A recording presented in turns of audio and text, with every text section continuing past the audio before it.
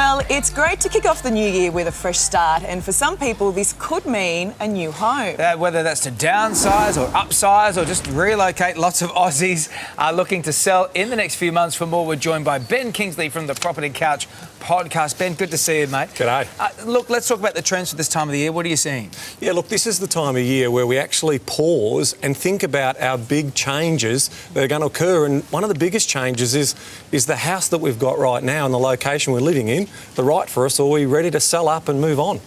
So I was reading on the front page of the paper today, there are reports that the Reserve Bank could cut interest rates within months because there are warnings that Melbourne and Sydney prices could fall a further 20%, other capital cities 15%. I mean, are these figures you're hearing? Because they are huge numbers. They are huge numbers off the back of... They sound scary too, Ben. Yeah, they do, and I think that's what's happening, right? We've got this sentiment change and this nervousness around the place.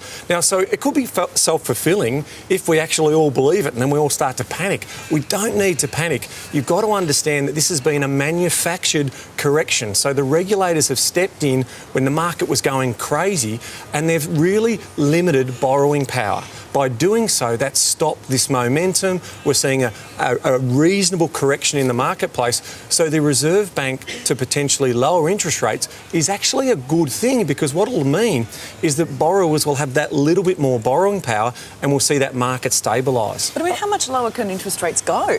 Well, quite a bit, to be honest with you. I mean, the cash rate's sitting at 1.5%, but we've seen the cost of money overseas has actually increased. So that's been flowing on to what we pay as borrowers. So the reality is if they move those rates down, then we're going to see a little bit more borrowing power and a little bit more comfort, and that might bring more buyers into the market. All right, well, let's talk about people who want to sell at the moment. What should they be looking to do? Yeah, well, it's a tough market, right, because there's not a lot of buyers out there. No. So you absolutely need to present your property in the best possible light. It needs to stand out above your competitors. The second thing you want to be looking at is you're going to have to do your homework. Your property is not worth what you pay, what it was 12 months ago. Yeah, right. Okay, so you've got to be realistic about that price point. And who's going to sell that property? That agent needs to be the best you can find to basically find that buyer for you. Well, when it is a buyer's market like it currently is, what sort of questions should you be asking of your real estate agent if you do have to sell? Yeah, good question, Ali. I mean, obviously there's the easy ones, which is what's my property worth and how much do you charge for your fees? But there are more important questions that you want to be asking. How enthusiastic are they about selling this property?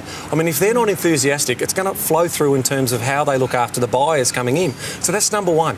Then who's my target audience? So is it going to be families? Is it going to be young professional couples? They really need to hone in on that. Then ultimately, what's our selling strategy? Are we going to go auction? Are we going to go private sale? Those types of things. And then you can't sell a secret. What's the marketing strategy? How do you get eyeballs on me in terms of how am I going to get so many people interested in this property? And finally, how good is the agent? You know, are they a good salesperson? Are they going to really rustle up the best possible deal? So should people out there be cautious selling at this point in time? I don't think... I sense a little bit of caution from you. Yeah, well, look, if you don't have to sell... I know. If you don't have to sell, David, don't. Yeah. I mean, just wait. This is a cycle. It happens all the time.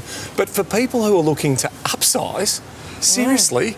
This is a great time. What a lot of people make the mistake of doing is that they wait for the market to move. And so if they're upsizing, they're going to pay higher because there's a lot more demand in there. This is a great time to actually buy if you're looking to upsize. Now, one tip here though, sell your property first. You need to know what money you've got to go to market with it. What a lot of people make the mistake of. You don't want a bridging loan? No, that's right. They go and buy that property and then go, oh, can we sell this property now? So that's a really important message for the viewers. All right, some great advice there. Thank you, Ben, for joining us this morning. How good's the vibe here at the tennis, by the way? It's fantastic. It's good. It's amazing. I'm my hometown, so I love it. Well, grab a racket, mate. We'll see you later on in the court.